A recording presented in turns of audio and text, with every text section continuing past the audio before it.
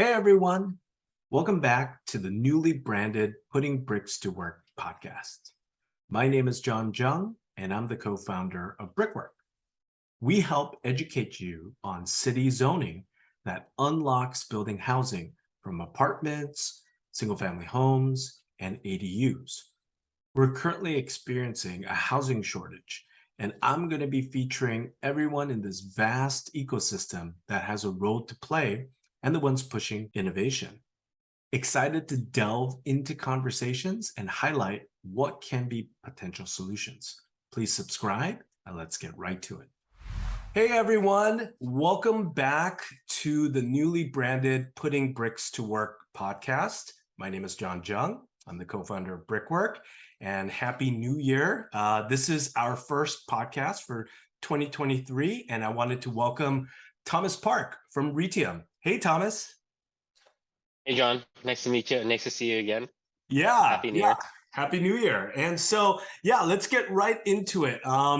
We met at the Blueprint Conference, and thank you for that last OVOU card that you, the branded one. I've been putting it to really good use, just so you know. So been networking, and that's now my primary source of, I don't bring business cards anymore. So thank you for that, by the way. So let's get started with your background and how you guys and your co-founders got started with Reitium. Perfect. Yeah. So again, thank you very much for being on the show. And my name is Thomas Park. I'm the CEO and co-founder of Reitium. And I've been a realtor for the past 19 years with Remax, Century 21, and Coldwell Banker. Kind of funny thing, how the story came about for Reitium is, well, I'll go into my founder story in terms of my co-founder. So I was working on a passion project with my two co-founders, Michael and Laura, and we work really well together. And just so happens, crypto was going through the roof at the time. I didn't understand crypto, and I come from a tech background. This is around 2017. And I was just looking at the underlying technology to crypto, which was blockchain, which really intrigued me. I didn't believe in crypto because, again, it wasn't backed by anything, but the blockchain was really interesting. And just so happens that my two co-founders actually entered a hackathon, and their project was to actually put title registry on the blockchain, and they won that hackathon. And because myself being in real estate, they came to me and said, hey, let's actually put title registry on the blockchain. And I said, well, because we're at the infancy stage, I think that a lot of people don't understand what the technology is.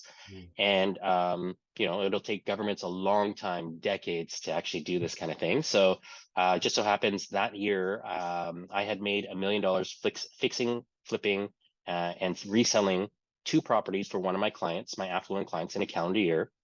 And my mom at family dinner, I have every week, leans over, and we always talk about real estate, and she said, hey, I have $30,000, go make me the same returns as your clients. And I'm like, Mom, sorry, real estate's expensive, everybody knows that. And so my mom's being a better salesperson than I am, goes to church, comes back a week later and says, okay, I've got 6 of my girlfriends, we all have $30,000, go make us the same returns. Wow. So John, if you and I bought real estate together, we'd have to know each other, trust each other. But how do you get 500 people into the same asset and have that same level of trust? You can have a central database that can control all ownership rights, but blockchain actually gives that stability and security that if I put $100 or $20,000 into an asset, then I have ownership rights to dividends and appreciation.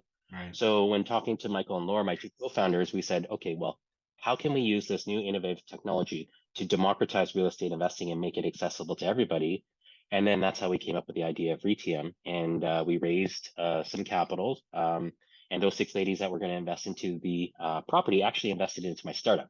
So we raised about $500,000, and we started building out tech and product, and we started going to conferences. We started learning, and now we're here. We did a pre-seed round where we raised about another 1.7. So we've raised about $2.2 million.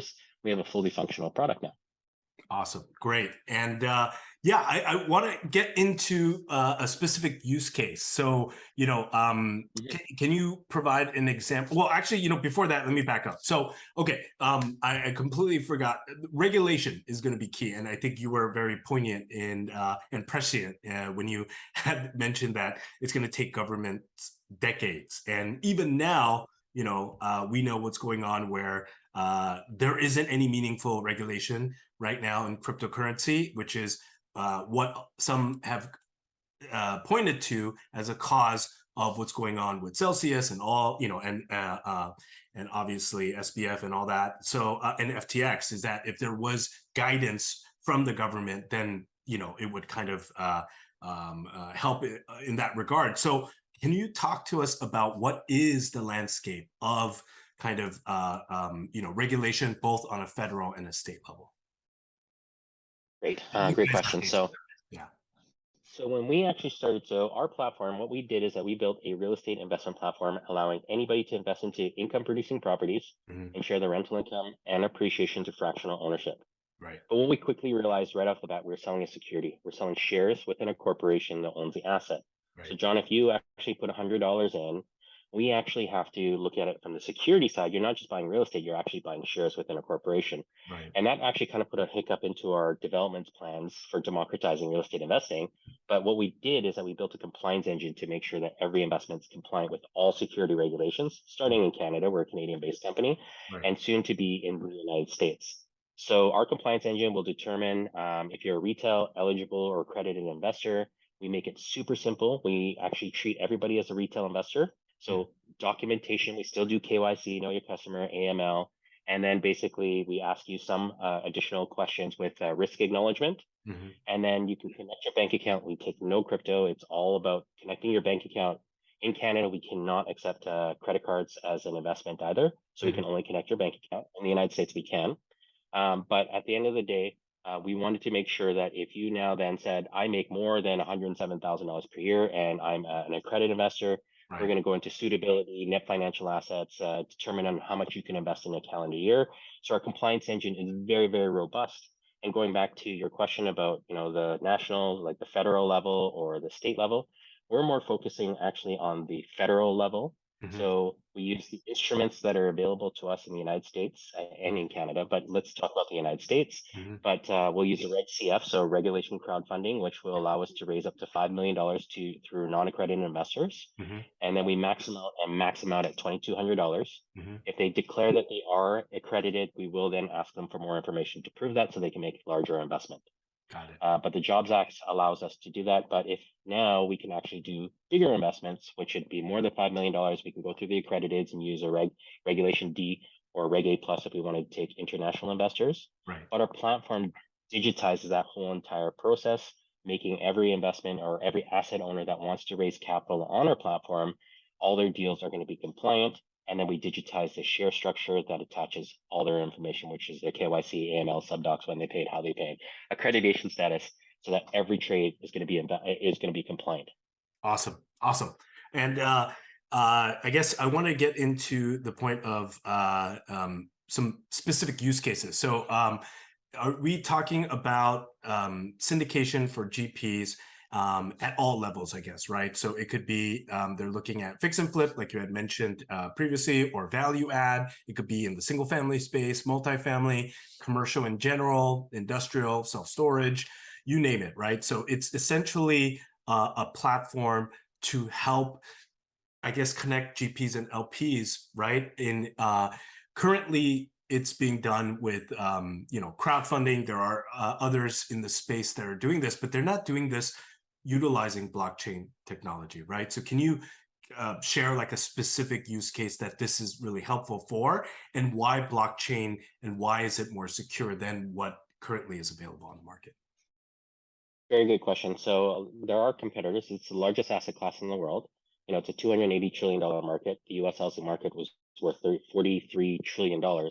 So it's big. You can have a lot of players in the same space doing exactly what we're doing, but a lot of our competitors are not using blockchain. Right. However, for mass adoption, the problem with blockchain is that a lot of people don't know what it is. Right. And when I was selling computers in the early 90s, I was selling 10 computers a day. My colleagues were selling one, is because I made something very complex, very easy for people to understand. Right. We don't lead in with blockchain. Blockchain is actually the store of record of ownership, rights, dividends, and appreciation, and then their compliance. Right. And so we don't lead in with that. We actually lead in is that what is the pain point for the industry? The industry is people have been priced out of the market. Right. Real estate's aspirational. Everybody wants to own it, but not everybody can afford it. And how can we solve that problem? How can my accredited investors that make a lot of money, like be able to buy and sell and flip properties and make $1 million in a year. Right. A retail investor do not have that same opportunity because they're only available to people that have money. And being able to fractionalize that asset, my mom, who had $30,000 that wanted to invest, now has that opportunity to get the same returns through technology. Right. So blockchain is actually just another technology aspect that we built into our platform so that when we actually take in global monies, how does somebody from, let's say, Thailand or Africa or South America buy properties if they're a retail investor in the United States? It's literally almost impossible. Right. But through technology, they have the opportunity to do that using our platform and have that same level of trust because of blockchain. They don't know who John is. If you're doing a multifamily development and you wanted to take investors from Asia and they wanted to invest into your project, how are they going to know that you're a real person and that their actually investments are going to be protected? Right. With blockchain, that actually kind of solves that problem for them so that we can actually open up a global pool of capital that can actually invest into income producing properties. And like you mentioned, you actually pretty much named all of them, which is short-term rentals, senior housing, student housing, storage facilities, multifamily, new construction. We want those individual people to have the ability to invest into income producing properties and get that dividend from the shared rental income after expenses and appreciated value. So blockchain is just another layer of what we've built, but bringing it all together to have that same level of trust. And as there's more adoption into the blockchain space, people will feel more comfortable in actually investing and learning more about that technology. But we do not lead in with blockchain. We lead in with the pain point. You can now invest into real estate for $100. And this is how we do it if you want to learn more. I love it.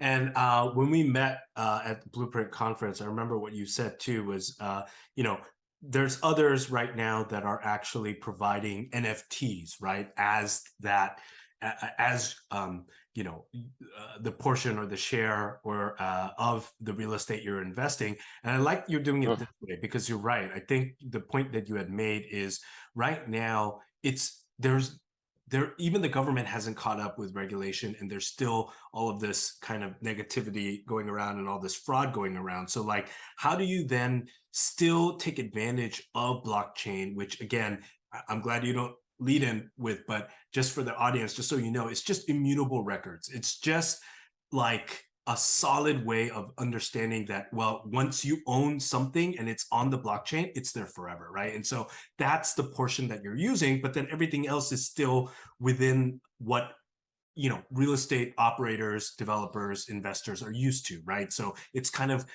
using that aspect of that security, then combining it also with your team that's still utilizing that that security still provides a meaningful way for everyday investors to come on to the platform and share in real estate assets. So I really love your approach to this versus going all in on NFTs. So I think let's talk about development. So we at Brickwork right now are looking at Senate Bill 9 in California, right? And so that's kind of the in for us in terms of seeing an opportunity where 400,000 single-family homes are market feasible to redevelop as 4 units. And in an ideal world, that's 4x for 400,000. So that's 1.6 million housing units that could come online, but that's not realistic, right? That's just what's out there. But I think we're looking at this year as the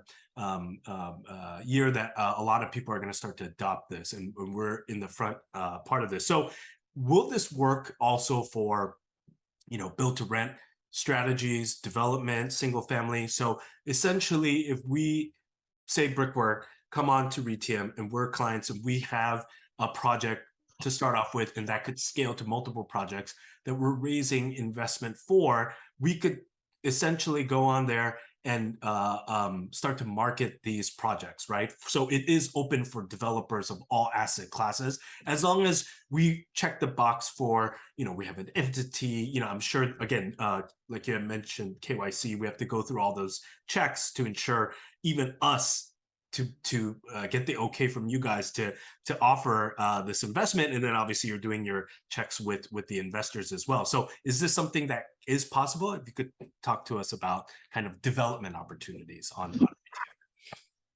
Absolutely. So what we want to do is that we want to bring great quality assets onto the platform. Mhm. And every deal before it actually is listed onto our platform, it has to go through our investment committee.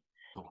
At the end of the day, if John, I know you, but if you actually had no real estate experience, you want to do land assembly, buy all these units, take out your next door neighbors and build townhouses, and you've never done it before, we're not going to list you onto our platform. Right. We also, when people are actually investing into deals on our platform, they're not only investing into the asset itself, Hmm. they're investing into the GP with the Right. experience. Right. And so for us is that we want to mitigate. Now um, we can't guarantee that there won't be any losses. But what we can do is that we can put better product on there with experienced developers like yourself, so they have a better possibility of actually getting a return for their investors. So for us is that what we're going to do to help companies like yourself is that we can actually open up new investors into your market so that, raising capital is a full-time job. Developing is another full-time job. And when you have to mix the both, it actually becomes a little bit more challenging. So Right. we want to actually be able to be that side where we can help you raise capital for your projects through the retail eligible and accredited investors. And you can set that if you didn't want retail investors and you only wanted accredited investors through our syndicate of our people, Hmm. there's the possibility there as well. So we're just another form of another channel for you to raise capital for your projects. And so also being able to bring in those retail investors that have never had the opportunity to invest into a product like yours and get potentially, high returns for their smaller investments. But because of digitization and automation, it makes it a lot easier for you to manage those investors through our platform, cap tables, compliance documents. If they want to resell their shares, we can actually provide a secondary market for them after holding periods. But at the end of the day, our goal is just to see high quality assets on the platform and then bring in new investors coming in from all over America, all over Canada, globally into these deals. So everybody is actually, it's a win-win. Awesome. Love that. Yeah, a lot of our audience are either commercial brokers in LA or developers. So I'd love to introduce your platform to them. I really wanted to kind of make sure and ensure that they understand that this isn't just kind of, for existing value add, like we talked about, or fix and flip, but it's also for development. Like that's a key point because I think California, it's going to be a really big market for you guys with SB9 and the fact that there's 400,000 market feasible property. So it's a combination of homeowners partnering up with developers as joint ventures that bring the experience, that bring the home and the land and the opportunity to densify and put forward units. So I just want to make that point clear that this isn't just for the very experienced developer or investor. There's also a path for just homeowners watching. If you have a big lot and it's SB9 qualified, you could definitely reach out to us, obviously Brickwork, and we'll put you in touch. We'll partner with you directly or put you in touch with the developer. Then we could raise capital on Reitium, and then we can get that developed. So anyways, I got to throw out that So no, clarification absolutely. right there. So cool. So look, I want to talk about what do you see as future growth opportunities? And then maybe if something you want to share as well with the audience or some insight or what your plans are. So no, let's first talk about when you will launch in the US, because yeah, we're definitely going to be on the waiting list here to be able to get onto your platform. But if you could share that, and then also kind of your outlook this year into the future and what are growth opportunities for you guys. Great. So we are a Canadian-based company. We are in right now looking at office space in the United States. We went through the UCLA Emerson Venture Accelerator, so we're living in LA. Absolutely love LA. From June till February till June of 2022. So for us is that we know that California has more people than we have in Canada. It's a huge market. We could be a platform just servicing Californians, and be a very very potentially a unicorn. But for us is that partnering with the right people and then raising capital, the opportunities are vast. We have Right. so many new opportunities. We have developers that want to raise capital on our platform. We have people that want to raise capital for short-term rentals, again, senior housing, student housing, recession-proof properties. So there's so many different opportunities, and so for us, it's just trying to get a better understanding of which ones we want to focus on. We want to generate returns. the climate of the real estate market is, obviously where it is with the pending recession.